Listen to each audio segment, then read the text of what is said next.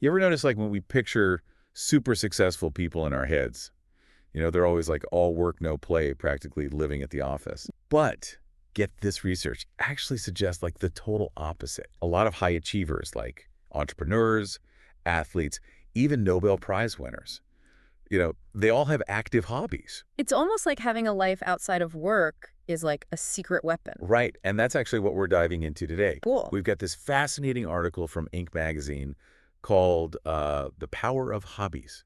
It is seriously packed with insights about why hobbies matter. We're going to be talking about, why they matter, if all hobbies are like equally beneficial, and how to find the right ones to boost your own success. Okay. As we're going through this, I really want you to think about your own hobbies. Right. It'll make it even more relevant to you. Absolutely. This isn't just theoretical stuff. You can actually apply this. Yeah, exactly. So first up, sustainability. The article makes this point that success isn't like a sprint, it's a marathon. To avoid burnout, hobbies are key. The article kind of touches on this idea of a sustainable career.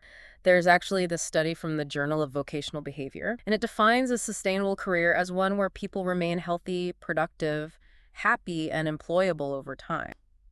It's about the long game, Yeah, not just like burning bright and fast. Exactly. I want you to think back to times that you felt burned out, maybe from work or pushing yourself too hard. Could a hobby have helped you?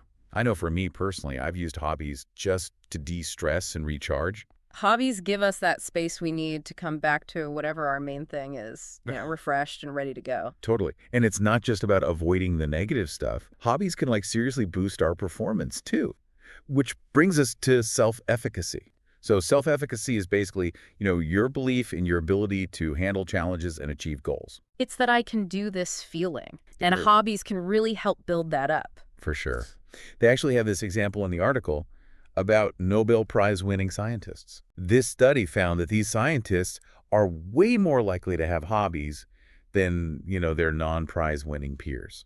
Why do you think that is? It's funny because you'd think those brilliant minds would just focus on their research, but hobbies can actually build self-efficacy in ways that work might not. They can give us a sense of accomplishment, mastery and resilience, which then spills over into other areas of our lives, including our work. So it's like that feeling of, I can learn this new skill, or I can overcome this challenge in our hobby, and then that makes us feel more confident and capable in other areas too. Yeah, it's like a feedback loop. Now you're probably thinking like, okay, I need a hobby. Any hobby you'll do right. Well, not so fast. Yeah. Let's get a little more nuanced here. The Inc. article cautions that the type of hobby really does matter. And they introduce these two important concepts: the seriousness of a hobby and its similarity to your work. Okay, let's start with seriousness then. Okay. A high-stakes hobby, like, say, training for a marathon, can actually increase your stress, especially if it's very similar to the work that you do. Yeah.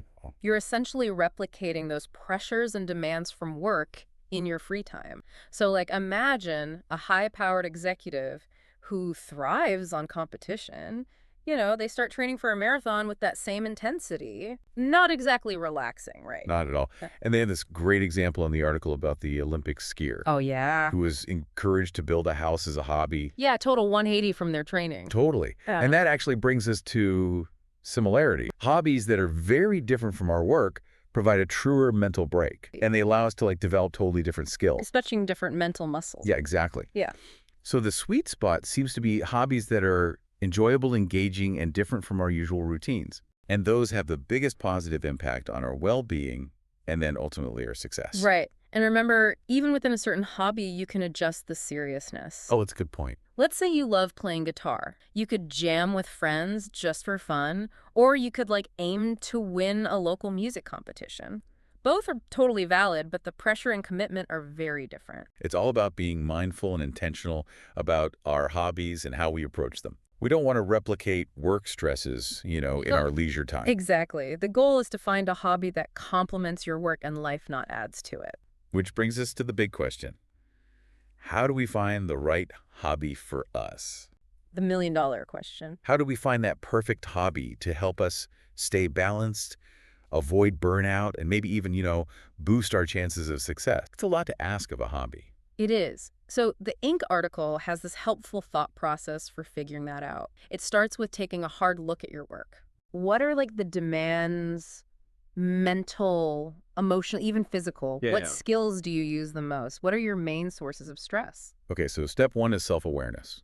It's understanding your work life. And once you have that, start thinking about some hobby ideas that are different. So say you have an analytical, detail-oriented job. Maybe you should try something creative and free-flowing. Okay. Or if you spend all day at a computer, try a hobby that gets you moving and outdoors. I love that idea, like intentionally choosing something different to create a counterbalance. Yeah, totally. It's giving your mind a break from the usual routines. Right. And then here's the fun part. What genuinely sounds interesting to you? What have you always wanted to try but just never made time for? You know, this is where I think people get stuck. They overthink it. They feel like the hobby has to be productive or impressive, but it really doesn't. And the goal is enjoyment and a mental break. Exactly. You're not trying to add more pressure. Yeah. It's about finding something that brings you joy, helps you relax, maybe sparks some creativity. This reminds me of when I took up pottery a few years ago. Oh, wow. Everyone thought I was crazy. I'm a writer. I spend all day with words, but getting my hands dirty, working with clay, it was so different from anything else I did. Yeah. And it was so relaxing. That's a perfect example.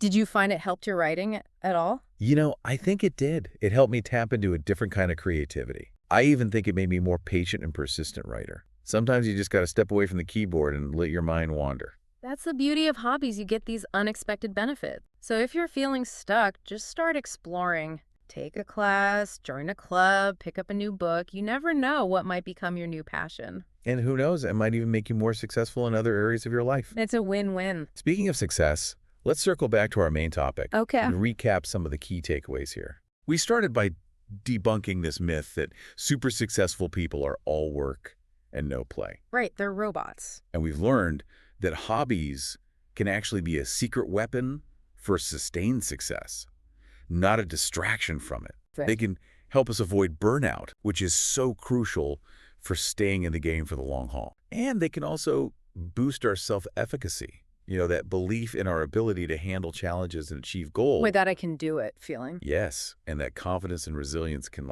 spill over into every single area of our lives. But we also learned that not all hobbies are created equal. The type of hobby really matters. The most beneficial hobbies are often those that are different from our work and provide a true mental break. They let us tap into different skills, explore different interests, and just simply relax and recharge. So if you are out there and looking for a hobby to boost your well-being and maybe even your chances of success, you got to think about what your work demands and brainstorm some hobby ideas that really provide a contrast, you know? Yeah, and remember, choose something that you genuinely enjoy. The goal is to have fun, not add more stress to your plate.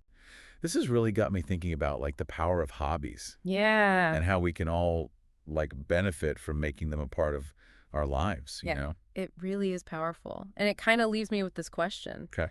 If you could try any hobby at all, Tations, what would it be? And why would that be a good choice for you right now, given your work and your life? Wow, I'm already thinking. Me too. And there's no right or wrong answer. Wow. It's just about finding what works for you, what brings you joy, and what helps you stay balanced and, energized. You never know. Exploring a new hobby could lead to breakthroughs in other areas of your life. It really could. It could even spark a whole new career path Oh yeah, we see that all the time. all the time. Sometimes the greatest discoveries happen when we step outside of our comfort zones and just allow ourselves to play, you know? Totally. So Yeah. to all our listeners out there, Yeah. we challenge you, spend just 5 minutes today Okay. brainstorming potential new hobbies. Write them down no matter how silly or unrealistic they seem.